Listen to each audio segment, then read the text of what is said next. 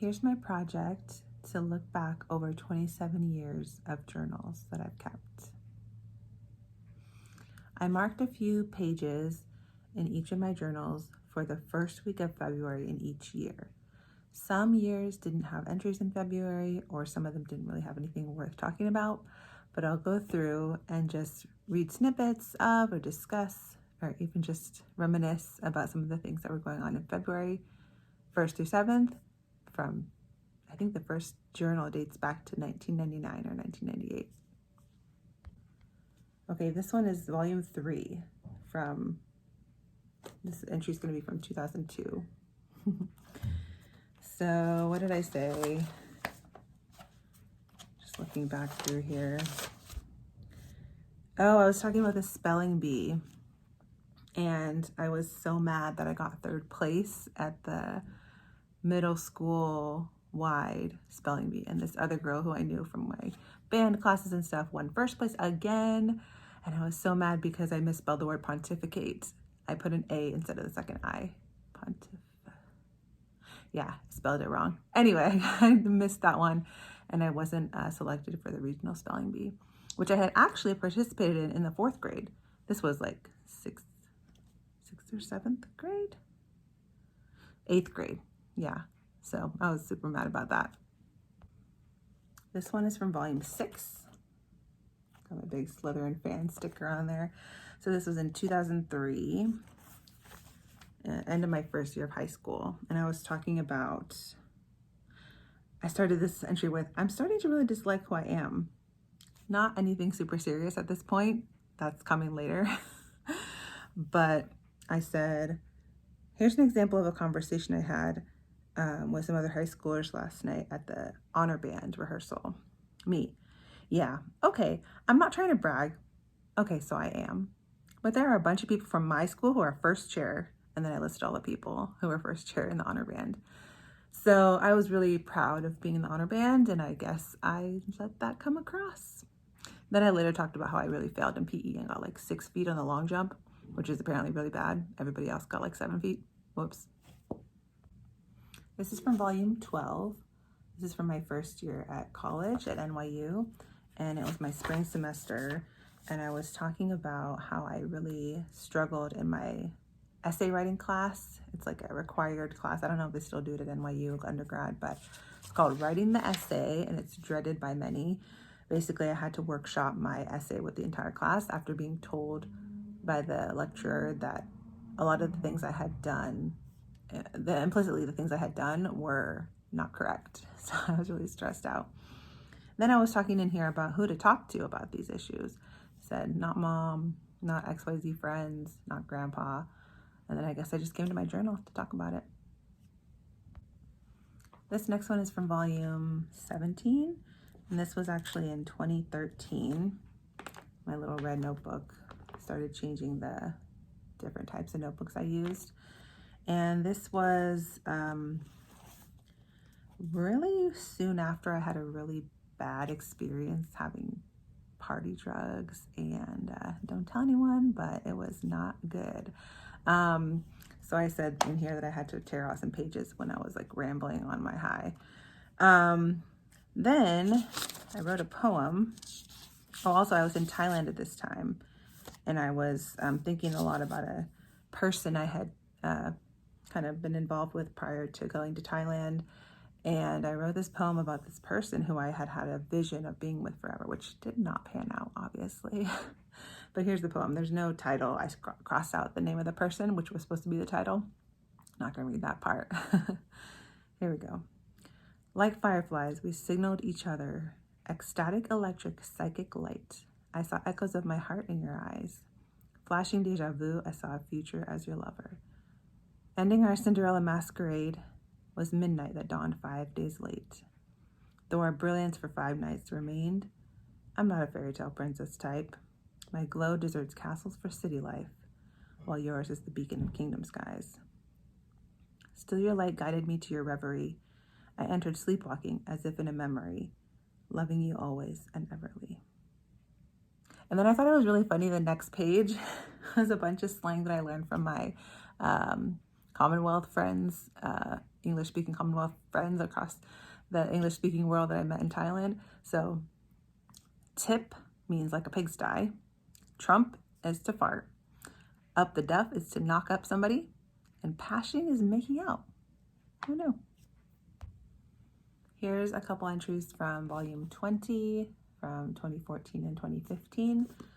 The 2014 first week of February, I was wondering about all these pretty wacky visions I had had while on a trip the previous year, like a trip. And I was thinking, do I have to remain faithful to those visions? How can I do that? Blah, blah, blah. It's a lot of soul searching.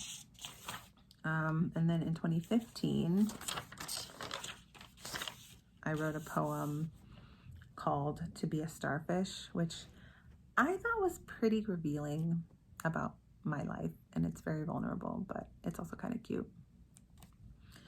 I am a little hermit crab, my pincers dull, then gone.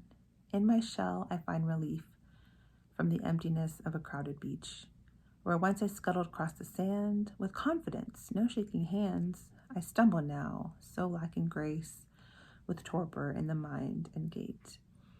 The other creatures find their niche, soon found for sandcastle fancy, the starfish, and pricking feet with unbounded glee, the urchins. But I will draw my curtains, and when the children come to play, I bury myself, not daring to engage. Too slow to say a single word, afraid the simplicity I hide in this shell is not enough, and is this hell to be alone with thoughts of not enough, not good enough, not happy enough, or lively, feeling so low, so tiny, I wish to be a starfish. Here's some selections from volume 21 from 2016. I had my JET interview the first week of February that year. JET is the Japan Exchange and Teaching Program, where you get to go to Japan to teach English in the public schools there, funded by the Japanese government. I spent 3 years in Kyushu, Japan, following this interview, so we all know it worked out well. But I listed what they asked me, and I can put that in the comments for people who are interested in interviewing for JET. Sorry, I'll put it in the description, not the comments, whatever. Then I wrote a little bit of wisdom, which I'll read out. Let's see. It occurred to me that everything has a purpose. If life isn't opening romantic doors for me right now, it's because the universe either isn't ready to show me or thinks I'm not ready yet. Everybody has something to teach me, I guess. Even the seemingly meaningless dates, like X. What did he have to teach me? About hidden references in movies, about an easy warmth in a hug. I'm not able to put my finger on it. Anyway. Oh, and then the next day, February 4th, 2016, I wrote an entry in French. And I actually really like how I did it. I put a little box around the words that I had to look up so that I knew there were new words. Basically, I said I encountered an old student, former student from my previous work, and I made cookies. And I said that my Uber was going to cost $6 to $8, which seems like absurdly low nowadays. This next one is from a bullet journal I made that was between like 2019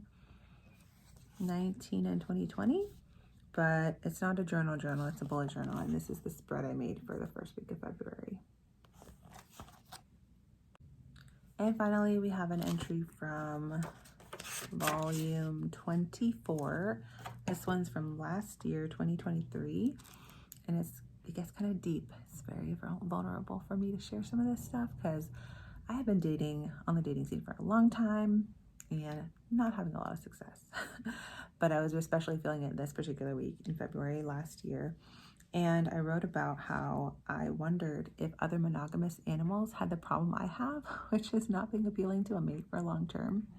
And I said, I just wonder if monogamous animal species like penguins or whatever have this problem where no one wants to be their mate, and how sad that would be because animals' lives are driven by procreation.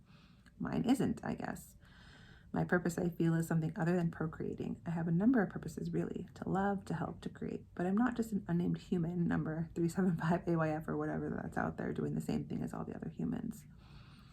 I want to be, because I'm one of them, and I naturally feel like I should do the same as them. But I guess the reality is that I'm an outlier. I was starting to feel proud of that in writing it, and then I was starting to feel sad too, and I realized I don't have to choose just one way to feel about it. I can be sad and proud simultaneously. I'm human after all, complex in my emotions. Then I also had this interesting musing where I said, it's frustrating that the world is so complicated and vast, because I can't just ask for some 5-minute hugs every week, once a week, without arousing a myriad number of curious responses in the strange but also inquiring sense. Society has these rules that necessitate gameplay, like trying to get to know someone before you get physical. But then some people see that stage as just that, a game. And it's game over when you realize you're bored or intrigued by something or someone else, as has happened to my matches all too often recently. Thanks for coming to listen to my recap of my journals over the years. I'm going to try and do a new version, a new video each week, and we shall see what themes arise, what interesting snippets of wisdom and humor come out of my former past self. I hope you'll continue to enjoy listening and watching and seeing some of the trinkets and little tickets and things that I pasted into my old journals, some of the little artifacts. And yeah, like and subscribe, and let me know what else you'd like to see from my journals.